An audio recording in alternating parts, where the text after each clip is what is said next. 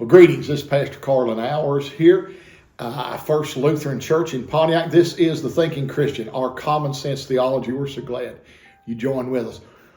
People have asked me this in different ways, and for the past several years, why do certain things happen in our world, and how can people say these things?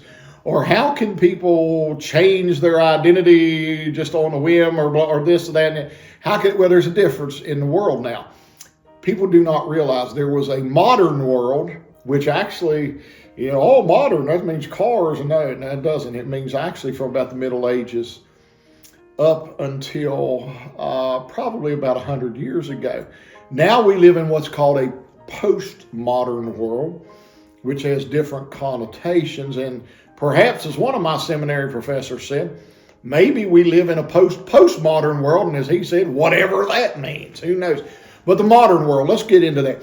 It is when we began to look at science, logic, common sense. We began to do away with superstition, breaking the mirror, black cats, walking under ladders, these types of things.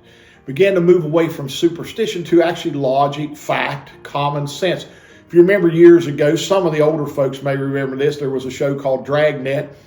Guy by the name of Sergeant Friday was on there. He says, just the facts, nothing but the facts. Well, that's what the modern age is about. Facts, logic, science.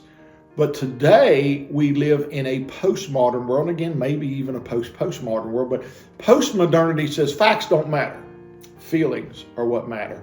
Emotions are what matter.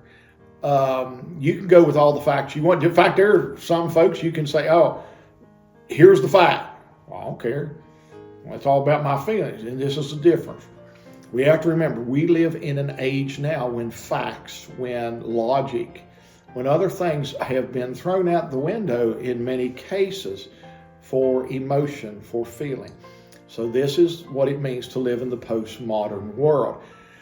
Maybe that helps to make a little sense of some of the things that are going on in the way people react, especially younger people. They have been taught in this vernacular and in this way. Little older folks, such as myself, we were kind of at the end of the modern period, the beginning of the postmodern period, but we still were taught, 2 plus 2 is 4.